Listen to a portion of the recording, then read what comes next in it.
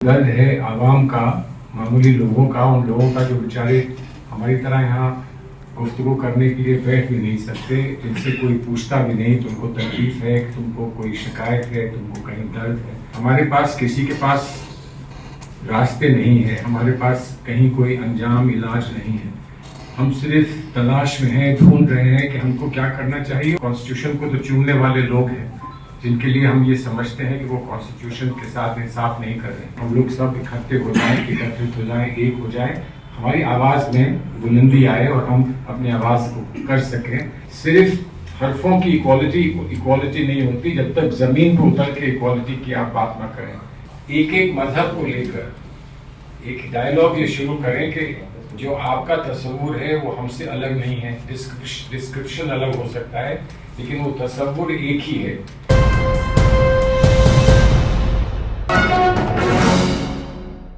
एक तकलीफ है, एक दर्द है, और आप जैसे अभी स्वामी जी ने कहा, आप लोग सब अकेलेपन में महसूस करते हैं कि वो दर्द आपसे बहुत बढ़ जाएगा और उस दर्द का किस तरह से इलाज हो।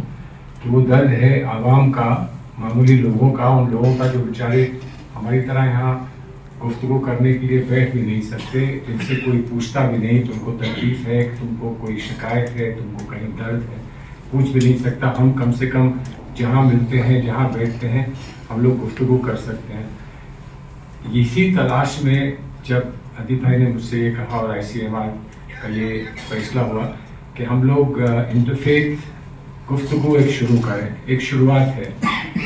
हमारे पास किसी के पास रास्ते नहीं है, हमारे पास कहीं कोई अंजाम इलाज नहीं है। हम सिर्फ तलाश में हैं, ढूंढ रहे हैं कि हमको क्या करना चाहिए। और मोटी मोटी बातें जिसका जिक्र आप कर रहे हैं अपने अपने अनुभव से, वो यकीनन सब उसी दिशा में है, उसी जानिब पॉइंट करते हैं कि हमको जाना है तो कहाँ जाना है। मैं इसलिए एक छोटी सी बात ये कहूँगा कि मसला क्या है स्वामी जी। हम लोग संविधान की बात करते हैं और संविधान से रहे हम लोग सबको, हमको लगाव है, होना चाहिए और है। हमें से कुछ लोग हैं कानूनदान हैं जिनको संविधान की वो सतह तक हम जाने की हमको कोशिश की है कि संविधान आखिर है क्या। मैं आपको सिर्फ एक छोटी सी बात बता दूं, अभी कल एक फैसला आया है सुप्रीम कोर्ट का।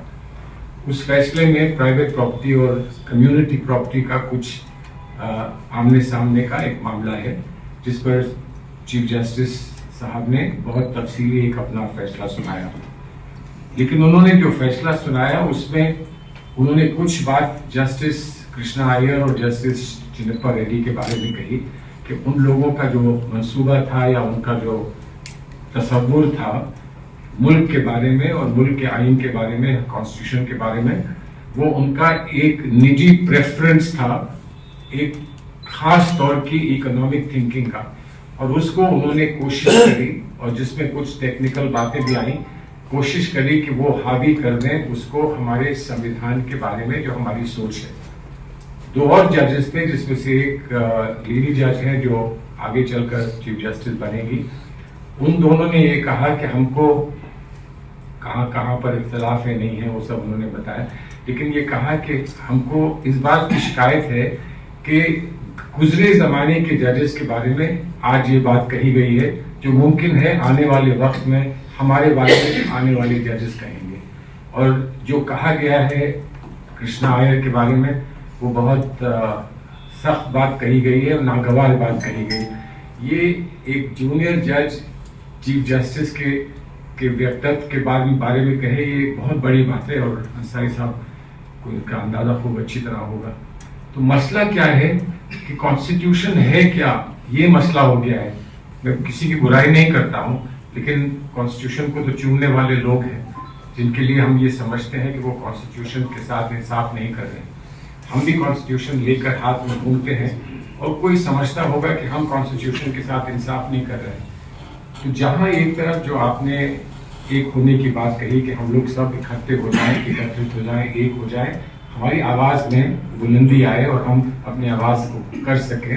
और जितना एक्सपीरियंस यहाँ पर है, मैं समझता हूँ वो एक्सपीरियंस एक बहुत भारी भरकम एक्सपीरियंस है। लेकिन क्या हम कॉन्स्टिट्यूशन को पूरी तरह से समझते हैं? क्या हमारी कुछ गुफ्तगू ये नहीं होनी चाहिए कि कॉन्स्टिट्यूशन आखिर है क्या? इक्वालिटी सब मानते हैं, हम जानते हैं कि इक्वालिटी जो है वो समानता है, बराबर है, लेकिन जितने यहाँ पर जजेस, सीनियर जजेस बैठे हैं, वो सब ये जानते हैं कि इक्वालिटी के बहुत सारे प्रारूप हैं। इक्वालिटी के बारे में कितने जजमेंट्स लिखे गए हैं, क्या रिवर्स डिस्क्रिमिनेशन, जो हमारे जो रिजर्वेशंस की जो पॉलिसी है उसका इक्वालिटी से क्या ताल्लुक है। और बार बार ये कहा गया कि ये एक यकीनन सच्ची इक्वालिटी है, सिर्फ हरफों की इक्वालिटी नहीं होती जब तक जमीन पर उतर के इक्वालिटी की आप बात ना करें। तो शायद आज मसला एक ये भी है, और मैं ये इसलिए कह रहा हूँ कि बहुत सारे लोग जो आज हमारे साथ नहीं है, हमारी आवाज नहीं सुनते हैं, यहाँ त्रिपाठी जी बैठे हैं, वो मुस्तकिल लोगों के बीच में रहते हैं, कि बहुत सारे लोग मुमकिन है जो हमारी आवाज नहीं सुनते हैं या हमारी बात नहीं मानते हैं। वो इसलिए नहीं मानते हैं कि वो समझते हैं कि हमारा तसव्वुर इक्वालिटी का, लिबर्टी का, इंसाफ का, सच्चाई का, वैल्यूज का जो है वो उनसे मुख्तलिफ है और गलत है, इसलिए हमारी बात पर वो तवज्जो नहीं देते हैं। उनके बीच में रहकर, उनके साथ रहकर, उठ बैठ कर हम उनको समझा सकते हैं, कोशिश ये है। लेकिन हम दानिश्वर अगर यहाँ बैठे हैं तो हम पहले खुद तो तय कर लें कि इन सब चीज़ों का मतलब क्या है।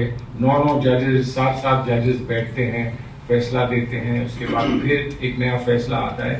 तो अब मैं ज़्यादा बहुत तफसील में नहीं जाऊँगा। बहुत सारे मेरे साथियों ने, चीफ जस्टिस जिनकी मैं बहुत इज्जत करता हूँ, मैं समझता हूँ कि इंटेलेक्चुअली एक आउटस्टैंडिंग जज वो रहे हैं, लेकिन उन्होंने कुछ बातें हाल में ऐसी कही हैं जो हम लोगों को नहीं समझ में आती।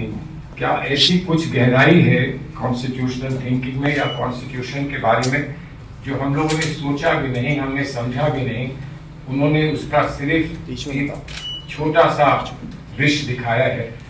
अब वो चले जाएंगे चीफ जस्टिस के पद से, लेकिन क्या वो कहीं रहेंगे इन चीज़ों को और तफसील से बताने के लिए? तो मेरी आपसे एक गुजारिश ये है कि जैसे जैसे हम, आप जो ऑपरेशनल बातें का जिक्र कर रहे हैं, कहाँ पहुंचे, कैसे साथ जाएं, कैसे कुछ कहें, क्या हम लोग समझ सकते हैं, हम लोग समझ सकते हैं कि हम जो कह रहे हैं वो क्या चीज़ है? और ख़ास तौर पर अगर मैं मुसलमानों के ताल्लुक से इस बात को कहूँ, बहुत सारी चीज़ें हैं इस्लाम से जो पॉपुलर इस्लाम माना जाता है, जिसके बारे में हम खुद नहीं जानते, दूसरों को समझाना बहुत दूर रहा, दूसरों को हम समझा ही नहीं पाते हैं। कुछ लोग ये समझते हैं कि चलो अपने साथी हैं तो इनको माफ़ करो, चलो इनको हम लोग टॉलरेट कर लें, लेकिन यकीनन जिसको इस्लाम की समझ है वो इस पर गुफ्तगू कर सकता है। वो गुफ्तगू कभी होती ही नहीं, कोई कभी बताता ही नहीं कि पहला ये जो पहलू है इस्लाम का, इसका मकसद क्या है, मतलब क्या है, कभी कोई समझाता ही नहीं। हम समझते हैं कि आपस में हम बात कर लेंगे वो काफ़ी। तो मेरी आपसे इल्तिजा ये है कि क्या हम ये डायलॉग शुरू करें, जो भी हमको ऑपरेशनल करना है वो यकीनन बहुत अच्छा है, लेकिन हम डायलॉग एक एक मजहब को लेकर एक डायलॉग ये शुरू करें कि जो आपका तस्वुर है वो हमसे अलग नहीं है। डिस्क्रिप्शन अलग हो सकता है, लेकिन वो तस्वुर एक ही है। जो महिला का तस्वुर, महिला के अस्तित्व का तस्वुर हिंदू धर्म में है, वही क्रिश्चियनिटी में है, वही इस्लाम में है। इस पर कभी गुफ्तगू हमने की नहीं है, और मुझे लगता है कि उसी कमी है कि हम कमज़ोर पड़ जाते हैं जब किसी और से बात करते हैं। तो ये कुछ सजेशन थे, आपने कोशिश ये करी कि मैं फंस जाऊं इसमें, और लेकिन आपको सुनना इसलिए जरूरी था जी, क्योंकि आपने और अदीब साहब ने कल्पना की कि एक ऐसी चीज शुरू करें जिसकी सब लोगों ने तारीफ की है, तो इसलिए आपका दिमाग जानना जरूरी था।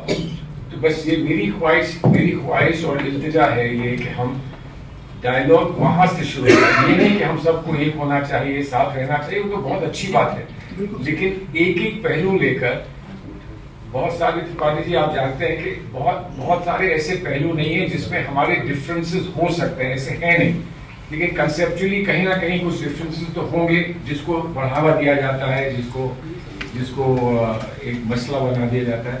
तो हम कम से कम उन मसलों को लेकर एक एक करके उनके हम कुछ एक राय अमा पैदा कर सकते हैं कि उस पर कभी हमको डिफेंसिव ना होना पड़े। हम किसी भी धर्म से हमारा ताल्लुक क्यों ना हो, हमको उस पर डिफेंसिव ना होना पड़े। तो if we can start that dialogue, एक दिन दो पहलू इस्लाम के, एक दिन दो पहलू हिंदू धर्म के, एक दिन जैन धर्म के, एक दिन क्रिश्चियनिटी के, एक दिन ज़ोरास्ट्रियन के, दो तीन पहलू ले लें, कॉमनैलिटीज को एम्फसाइज कर दें और जो लोग डिफरेंसेस समझते हैं उनको बता सकें कि ये डिफरेंसेस यकीनन है नहीं।